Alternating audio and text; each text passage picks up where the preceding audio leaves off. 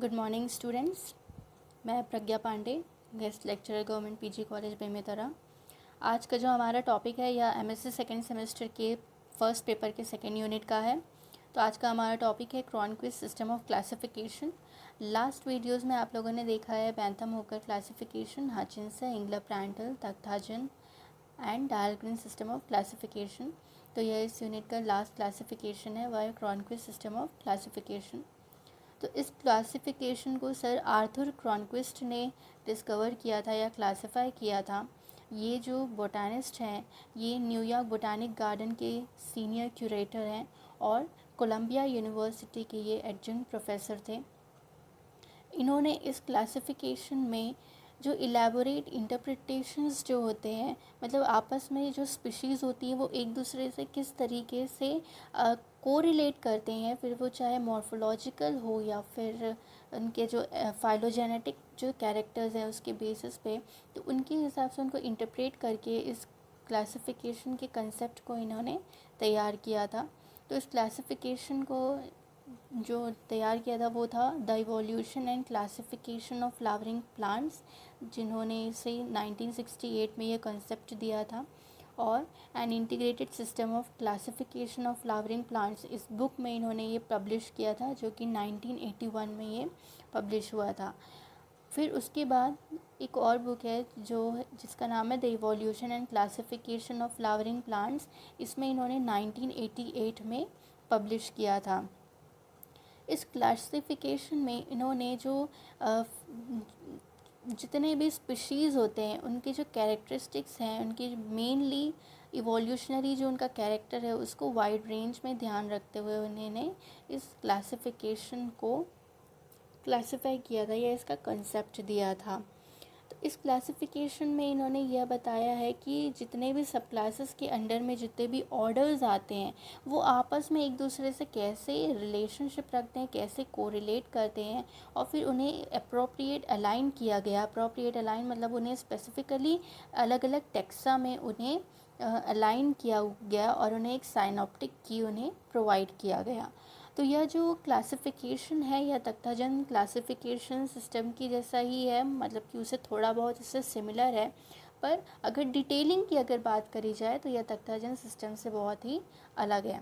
इस क्लासिफिकेशन में सर क्रॉनक्विस्ट का मानना यह है कि जो एंजियोस्पर्म है उनके जो एंसेस्टर हैं वो टेरिडोस्पर्म्स या फिर सीड फर्न्स जिसे हम कहते हैं वह माना गया। मतलब टेरिडोस्पर्म्स को एंजियोस्पर्म के प्रोबेबल एंसेस्टर्स इसमें कंसिडर किया गया है।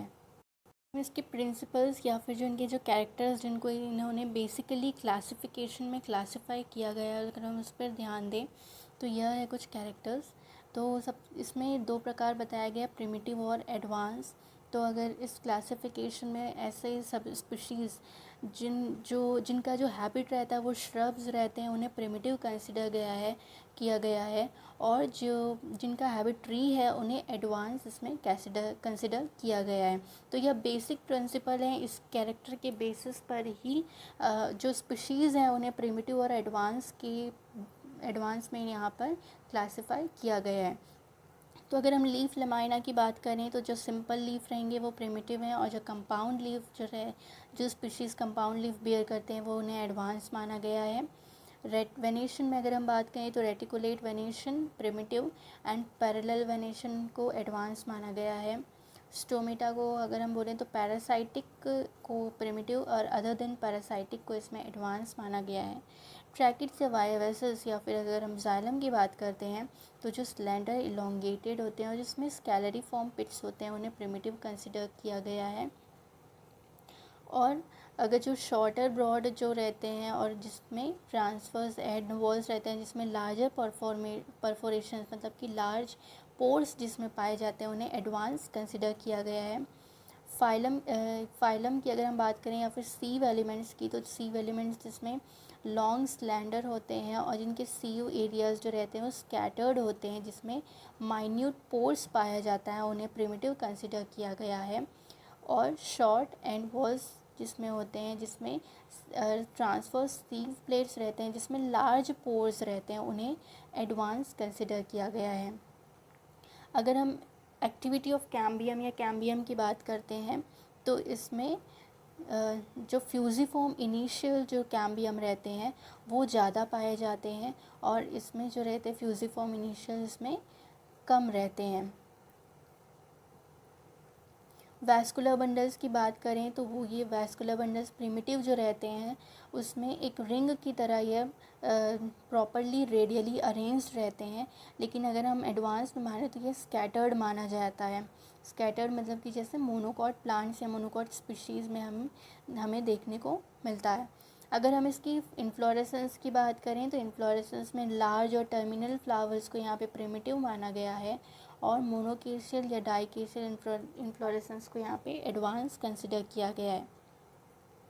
फ्लोरल लीव्स की अगर हम बात करें तो जिसमें ज़्यादा मतलब कि जिस लीव्स जो रहते हैं वो लार्ज रहेंगे, फ्री रहते हैं और स्पाइरली अरेंज्ड रहते हैं,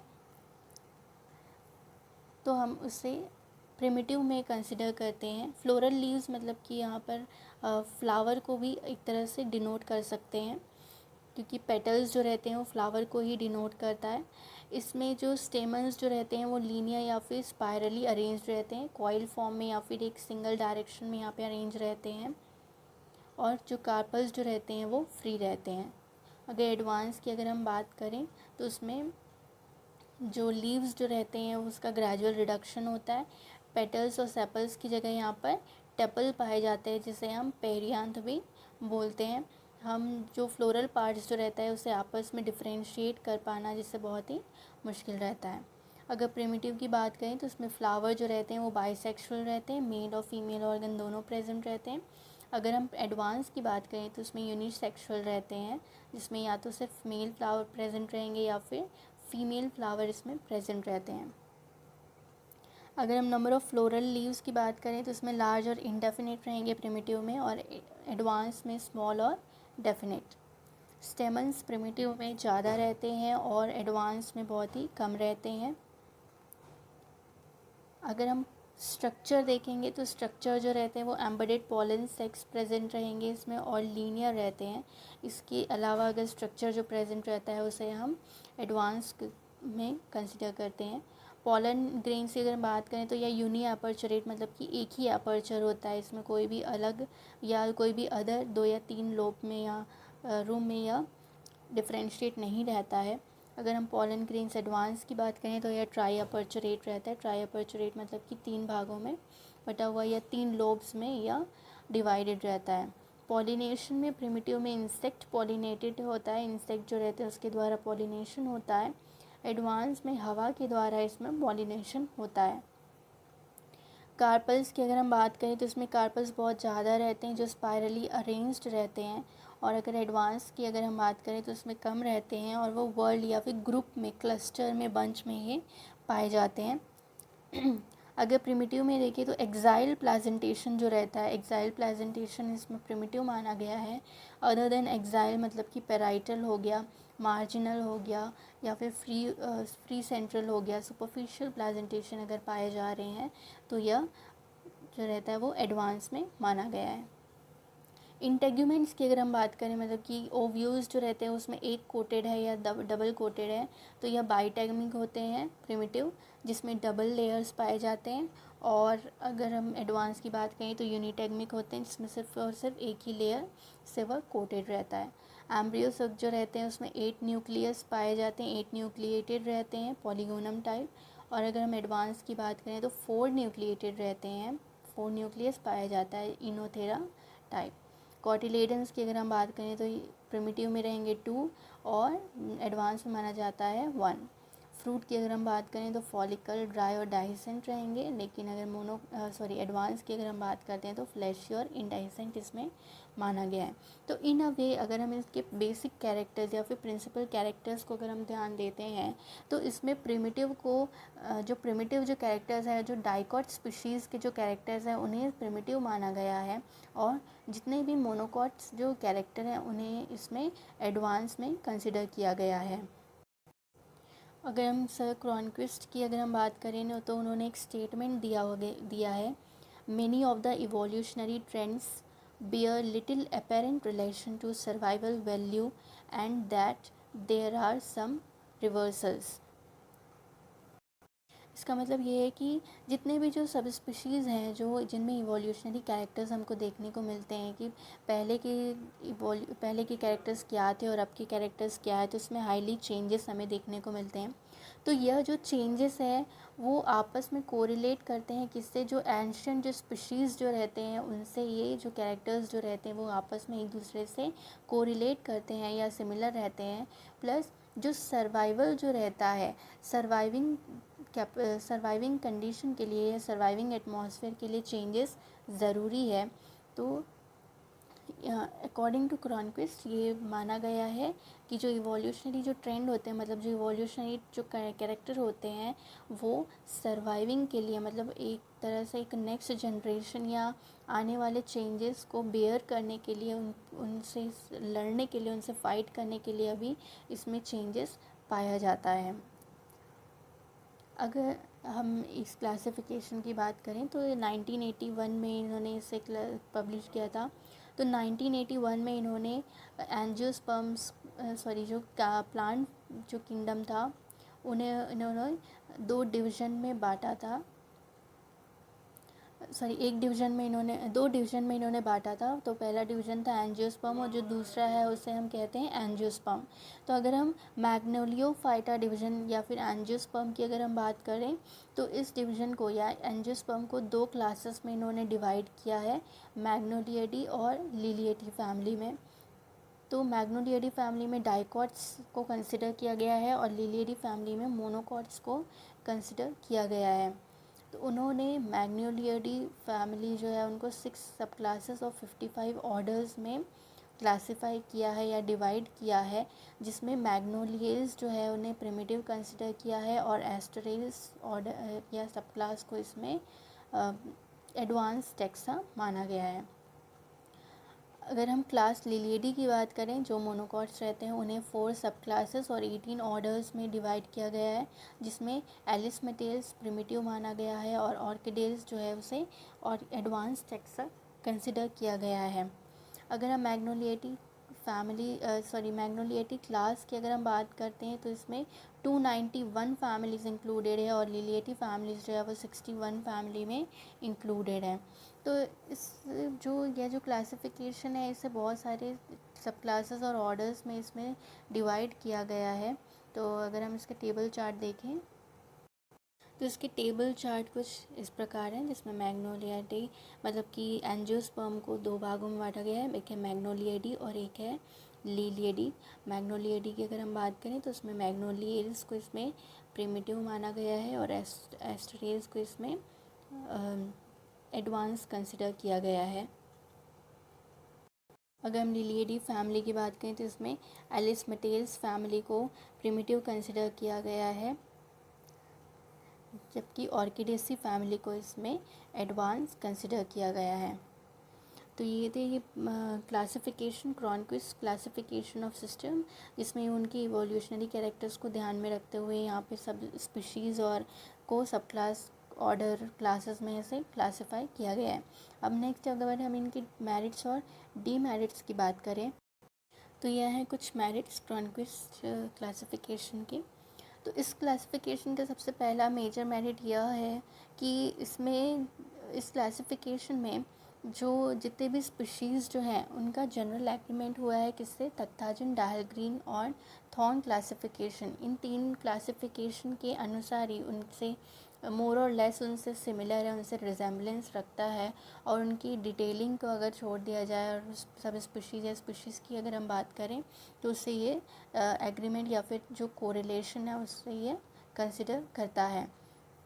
इस क्लासिफिकेशन में जितने भी स्पीशीज़ को क्लासिफाई किया गया है तो उस स्पीशीज़ का जो एनाटॉमी है, उनका जो अल्ट्रा स्ट्रक्चर है और उनका जो केमिकल जो नेचर है, प्लस साथ ही साथ उनका फिज़िकल अपीयरेंस है, उन्हें ध्यान में रखा गया है और उनको ध्यान में रखते हुए इस क्लासिफिकेशन में उन्हें कंसिडर किया गया है। यह क्लासिफिकेशन में जितने भी स्पीशीज़ पाए गए हैं वो हाईली फाइलोजेनेटिक हैं। हाईली फाइलोजेनेटिक मतलब कि इवोल्यूशनरी कैरेक्टर्स में सबसे ज़्यादा दिखाई देते हैं। इसमें जितने भी नॉमेनक्लेचर यूज़ हुए हैं वो ICBN टर्म के अकॉर्डिंग ही यहाँ पर यूज़ हुआ है। डाइकॉट्स में जो एस्टरेसी फैमिली है और मोनोकॉट्स में जो ऑर्किडेसी फैमिली है उन्हें इस क्लासिफिकेशन में एडवांस रिगार्ड किया गया है और उन्हें राइटली यहाँ पर प्लेस किया गया है। अगर हम इसकी बात करें तो the relationship of different groups have been describe with diagrams. तो जितने भी यहाँ पर ग्रुप्स हैं तो आपस में जैसे जितने भी कैरेक्टर्स यहाँ पर एक दूसरे से अगर सिमिलर होते जा रहे हैं या कोरिलेशन रख रहे हैं तो उन्हें एक बेसिक डायग्राम के द्वारा यहाँ पर क्या किया गया है, डिटेलिंग किया गया है, रिप्रेजेंट किया गया है। तो डायग्राम के थ्रू उस स्पीशीज़ के बारे में हम उसका जो भी जो फिज़िकल कैरेक्टर या जितना भी इंफॉर्मेशन है या जितना भी डेटा है हम उसे कलेक्ट कर सकते हैं। जो फैमिली विंटरेसी फैमिली है, विंटरेसी फैमिली को यहाँ पे डाइकॉट्स के बिगिनिंग में यहाँ पे प्लेस किया गया है और सभी ऑथर्स के द्वारा इसे फेवर किया गया है। विंटरेसी फैमिली की अगर हम बात करें तो यह टेरिडोस्पर्म या टेरिडोफाइटा प्लांट से सिमिलर रखते हैं, जिसमें जो जाइलम जो रहता है उसमें वुड प्रेजेंट रहता है लेकिन वेसल्स जो रहते हैं वो एब्सेंट रहते हैं। इसमें जो सब क्लास है मैग्नोलिएडी उसे सबसे ज़्यादा प्रिमिटिव माना गया है डाइकॉट ग्रुप का। तो ये थे कुछ मेरिट्स क्रॉनक्विस्ट क्लासिफिकेशन के। अगर हम डीमेरिट्स की अगर हम बात करें तो ये हैं इसके डीमेरिट्स। तो इस क्लासिफिकेशन में जो जितने भी सब स्पीशीज़ यहाँ पर सब स्पेसिफाई किए गए हैं या क्लासिफाई किए गए हैं वो हाईली फाइलोजेनेटिक तो हैं ही, पॉपुलर भी हैं, लेकिन ये जो जितने भी जो न्यू स्पीशीज़ आते हैं उसका आइडेंटिफाई कर पाना यहाँ पर बहुत ही मुश्किल रहता है। इसलिए यह क्लासिफिकेशन यूज़फुल यहाँ पर नहीं पाया गया, क्योंकि इसमें आइडेंटिटी जो कीज़ रहते हैं, जो कैरेक्टर्स जो आइडेंटिकल जो रहते हैं जिसके बेसिस पर हम किसी स्पीशीज़ को क्लासिफाई कर पाते हैं या उन्हें पहचान पाते हैं, तो उस कैरेक्टर या उस की के बारे में यहाँ पर डिटेलिंग नहीं किया गया है और इसलिए इसे हर्बेरिया प्रिपरेशन या फिर किसी असाइनमेंट ये के लिए या फिर आइडेंटिफिकेशन में इसे यूज़ नहीं किया जा सकता। और डायलग्रीन और थॉर्न क्लासिफिकेशन में अगर देखा जाए तो एंजियोस्पर्म को वहाँ पर क्लास में रैंक किया गया था, ना कि डिवीज़न में। लेकिन यहाँ पर क्या हो रहा है, जो एंजियोस्पर्म है उसको यहाँ पे डिवीज़न में रैंक किया गया है, जबकि जो प्लांट किंगडम होते हैं वो डिवीज़न कहलाते हैं और एंजियोस्पर्म और जिम्नोस्पर्म जो रहते हैं उन्हें क्लास में कंसिडर किया जाता है।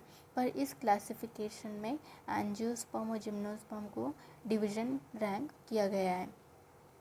इस क्लासिफिकेशन में जो ऑर्डर्स जो रहते हैं, जो ऑर्डर्स जो क्लासिफाई किए गए हैं उसके अबव में सुपर ऑर्डर जो रैंक हम प्लेस करते हैं वो यहाँ पर नहीं पाया गया, जबकि दूसरे क्लासिफिकेशन जैसे कि तख्ताजन हो गए और डायलग्रीन्स क्लासिफिकेशन हो गए वहाँ पर सुपर ऑर्डर्स को यहाँ पे कंसिडर किया गया था। जो एस्टेरेडी जो यहाँ पे जो सब क्लास है वो जो सिम्पेटल्स जो फैमिलीज़ रहते हैं, मतलब जिनके पेटल्स आपस में जुड़े हुए हैं, उस फैमिली से ये लूज असेंबलेज, मतलब कि उस फैमिली से ये बहुत ही कम यहाँ पे कोरिलेशन यहाँ पर बताते हैं। उसका जो कैरेक्टर है, मतलब जो सिम्पेटलिस फैमिलीज़ के कैरेक्टर और जो एस्टेरेडी फैमिली के जो कैरेक्टर्स है वो ज़्यादा आपस में कोरिलेट नहीं हो पाते हैं।